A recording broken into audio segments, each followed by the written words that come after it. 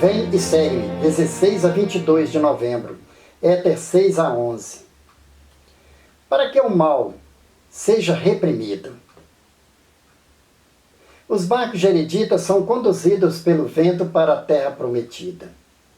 E o povo louva o Senhor por sua bondade. Ori é designado como seu rei.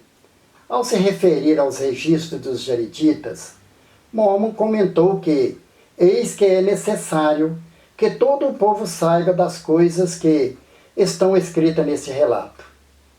Centenas de anos depois da destruição dos jereditas, os nefitas descobriram ruínas de suas antigas civilizações.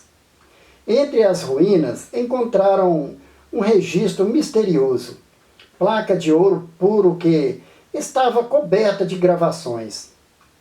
Line, rei dos nefitas, percebeu que eram registros importantes. Sem dúvida, estas placas contêm um grande mistério.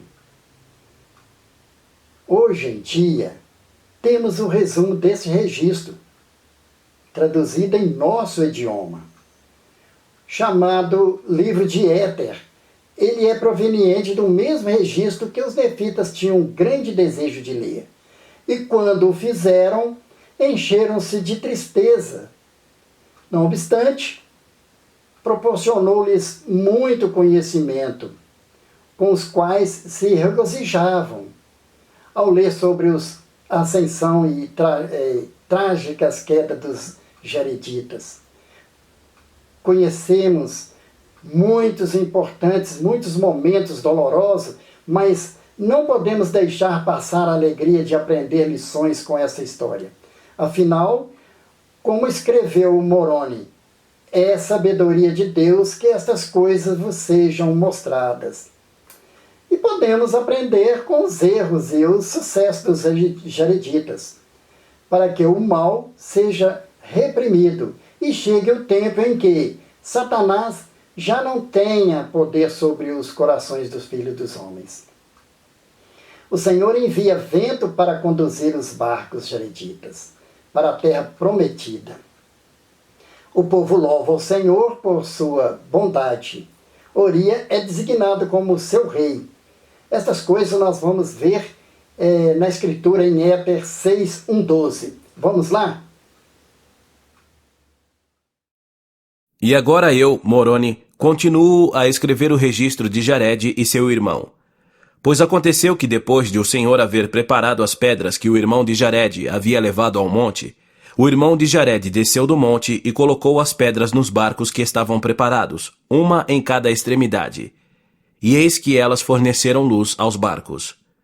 E assim fez o Senhor com que as pedras brilhassem na escuridão, para fornecer luz aos homens, mulheres e crianças, a fim de que não atravessassem as grandes águas na escuridão. E aconteceu que depois de terem preparado todo tipo de alimento, a fim de subsistirem sobre as águas, e também alimento para seus rebanhos e manadas, e para todas as bestas ou animais ou aves que iam levar consigo, e aconteceu que depois de terem feito todas essas coisas, embarcaram em seus navios ou barcos, e lançaram-se ao mar, confiando-se ao Senhor seu Deus. E aconteceu que o Senhor Deus fez com que soprasse um vento furioso sobre a face das águas em direção à terra prometida. E assim foram eles impelidos pelo vento sobre as ondas do mar. E aconteceu que foram muitas vezes submersos nas profundezas do mar, em virtude das ondas gigantescas que se quebravam sobre eles, e também das grandes e terríveis tempestades causadas pela fúria do vento. E aconteceu que quando eram submersos nas profundezas do mar, a água não lhes causava dano, porque seus barcos eram ajustados como um vaso e também eram ajustados como a arca de Noé. Portanto, quando eram envolvidos pelas muitas águas, clamavam ao Senhor, e ele novamente os fazia voltar à tona d'água. E aconteceu que, enquanto estavam sobre as águas, o vento não deixou de soprar em direção à terra prometida, e assim foram eles impelidos pelo vento. E cantavam louvores ao Senhor. Sim, o irmão de Jared cantava louvores ao Senhor, e agradecia e glorificava ao Senhor o dia todo, e quando chegava a noite, não cessavam de louvar ao Senhor. E assim foram impelidos para a frente, e nenhum monstro do mar pôde despedaçá-los, e nenhuma baleia pôde causar-lhes dano. e tinham luz continuamente, estivessem em cima ou embaixo da água. Deste modo foram impelidos sobre as águas por 344 dias. E desembarcaram nas costas da terra prometida. E quando puseram os pés nas praias da terra prometida, inclinaram-se sobre a face da terra e humilharam-se perante o Senhor, e verteram lágrimas de alegria diante do Senhor, por causa da imensidade de suas ternas misericórdias para com eles. Você pode adquirir conhecimento espiritual ao comparar a travessia dos Jereditas pelo oceano com sua jornada pela mortalidade. Por exemplo, o que o Senhor tem lhe dado que ilumina seu caminho com as pedras nos barcos dos Jereditas?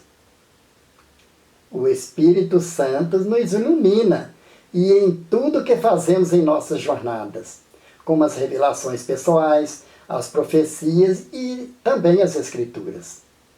O que os barcos poderiam representar ou os ventos que sopravam em direção à terra prometida? Nosso barco é o Evangelho que nos leva em direção ao Pai Celestial. O que você aprende as ações dos Jereditas antes, durante e depois da viagem? Seria a gratidão e a felicidade de ter um Pai justo e misericordioso que nos guia. Como o Senhor o está guiando em direção a uma terra prometida. Por meio de revelações, orações, jejum e estudo pessoal das Escrituras. O Senhor me abençoa quando sou humilde. Embora o orgulho e a iniquidade pareçam dominar a história dos Jereditas, nela encontramos também exemplos de humildade. Porque os Jereditas se humilharam nessa situação. Por quê? Por causa de suas alegrias de ter sido guiado até a terra prometida. O que fizeram para mostrar que eram humildes?